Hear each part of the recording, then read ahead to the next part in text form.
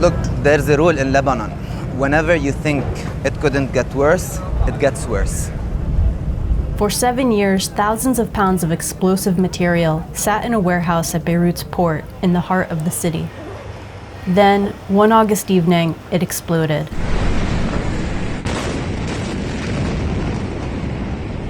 أول لحظة أنا فكرت فيها هزة. بلحظات كنا بس واقفين بنص الأوضة والبواب والشبابيك وأصوات حوالينا كتير قوية. الناس ما كانت عارفة شو عم بيصير، يعني طلعت على البلكون لاقي كل المنطقة واقفين على البرندات عم بيصرخوا، بواب عم تتطاير، شبابيك عم تتطاير، ما كنا عارفين شو عم بيصير.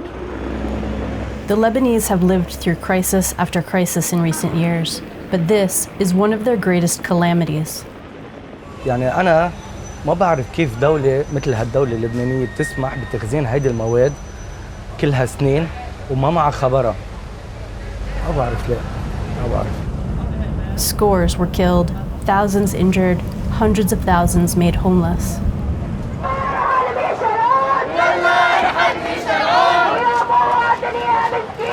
People gather in Martyr Square, as they have so many times before, and are met with tear gas. The country's prime minister has resigned, but it will do little to blunt the anger of these protesters. They want the whole system to change. It all depends on the people, it all depends on what's going to happen next, and nobody knows what's going to happen next. Before yesterday, we were suffering from poverty. Before it, we were suffering from the dollar. Before it, we were suffering from other corruptions. Yesterday, I lost 2 people I know, and there's still a 3rd person under the constructions that fell. Volunteers are clearing debris from the streets, and no one expects the government to help them.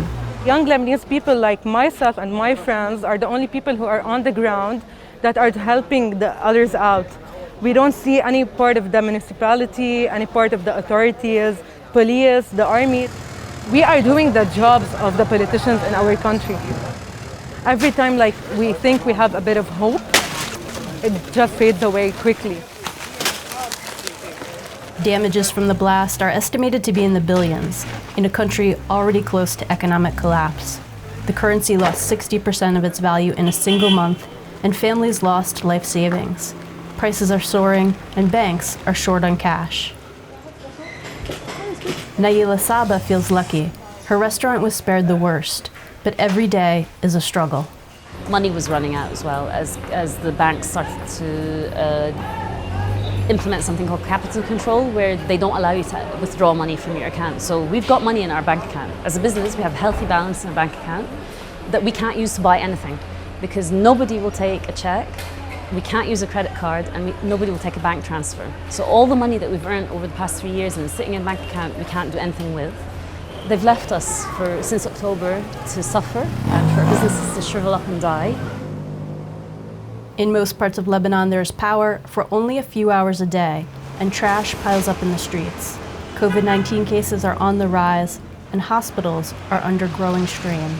Lebanon is in a critical situation at the moment.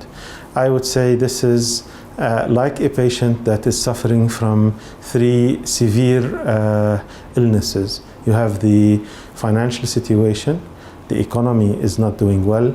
You have the corona, the COVID-19, which unfortunately is, the numbers are going up.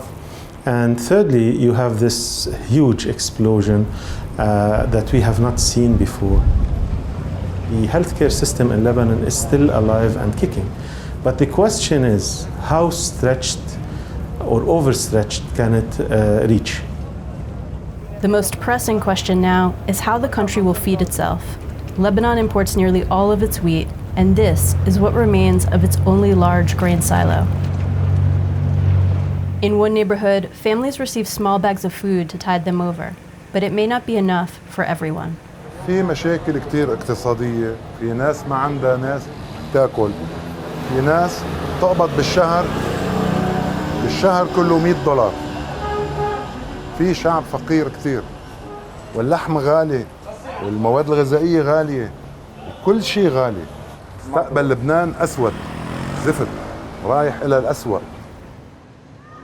Beirut is famous for its beauty and its nightlife. Not long ago, it drew tourists from around the world. And Hassan Khalifa could make a decent living then from his restaurant. حتى نحن كان هون بالاسبوع يجي 4 اكيبات اجانب تور، يعملوا تور، يجوا يقعدوا هون بالحدود ال 20 25 شخص من كل دول العالم، يجي يتور لهون، يحط كراسي برا ويقعدوا ياكلوا. اختفوا. طبعا هدول كله اثر. Now he's given up on a future in Lebanon. When the pandemic is over, he plans to leave.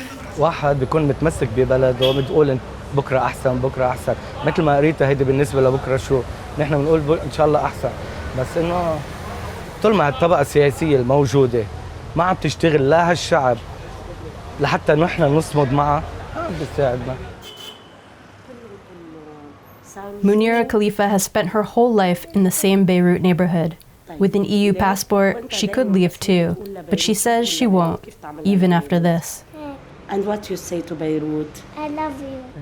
الاشياء اللي عشناها بهذه اللحظات دمرتنا نفسيا. نسينا الكورونا، نسينا الفقر، نسينا الاقتصاد اللي عم ينهار، نسينا كل الكوارث اللي حوالينا، لانه خلص من جوا تدمرنا. هيدا الوضع النفسي اللي مرقنا فيه ما بعرف كيف بدنا نتعايش معه. في ذكريات هدموها، في طرقات تهدمت، بتمشي ببيروت مش بيروت يعني.